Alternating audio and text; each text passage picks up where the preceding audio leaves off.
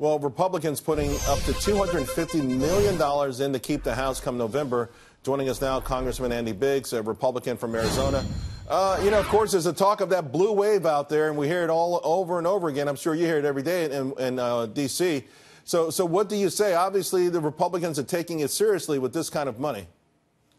Yeah, I think that's a good sign. The money's a good sign, but I have to tell you, I think where we're messing up is that we got a lot of people that aren't running with the Trump agenda. They're running away from the Trump agenda, and I think we're going to lose that.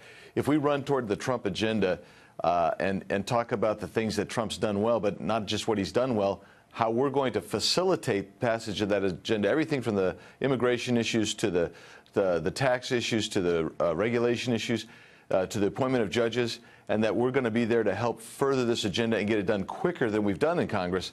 That's what will help us staunch that blue wave and keep both houses, I believe. Yeah, I tend to agree with you, particularly on the economic side. You know, this morning we're learning that in January there were almost 600,000 fewer Americans on food stamps. The number now at a level we haven't seen since 2010. That should be articulated. That should be screened from the roofs of everyone's office down in D.C.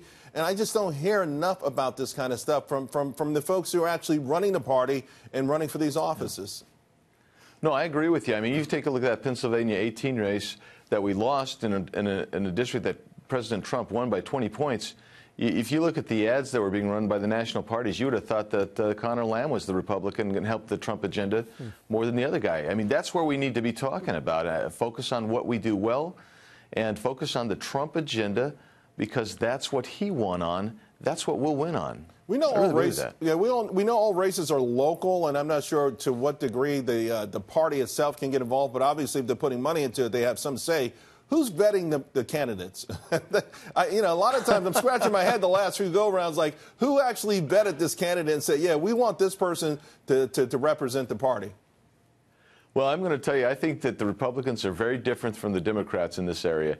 Republicans, we believe it's a hands-off thing. I mean, you get some national people that recruit some candidates, but I think the Democrats do much better at kind of clearing the field, finding the one they want and clearing the field and telling people it's not your turn. But we just did a special election out here in Arizona where we had, I think, 12, 13, 14 candidates get in that primary, and so we're much more open, we're much more egalitarian, and that's not necessarily a bad thing. It's just an interesting thing. It is an interesting thing for sure, and I know it overall works, but you have razor-thin margins for it to backfire. I do want to ask you about this, Congressman. The National Guard troops from Arizona and other states now securing our border.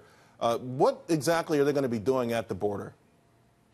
It's my understanding. I talked to Border Patrol last week, and my understanding is, and they're very excited, by the way, to have the National Guard down there, but they're going to be helping with spotting and surveillance. They're going to be helping with transporting, so that the Border Patrol agents who make the actual arrest are going to be able to give them over to the National Guard to transport. National Guard's going to take some of the duty for maintenance of the vehicles. Right now, we have Border Patrol agents who are off the line actually having to maintain vehicles. So National Guard's going to help with that too. So it's going to give us more boots effectively on the ground with the Border Patrol agents being more on hand. We've got 30 seconds here. Today is supposed to start the trial of El Chapo, and this recalls the drug influence in Mexico. 29,000 deaths in Mexico last year from this drug violence. Isn't that a great opportunity to echo why we need the wall again?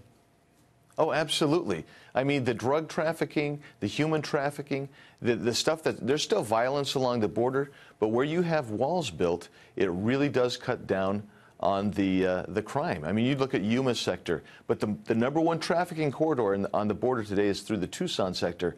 No fence, no wall, just maybe a mile or two. That's reason why we need to be emphasizing stop the criminal activity with the border wall. Congressman, thank you very much. We really appreciate your time this morning. Thanks, Charles.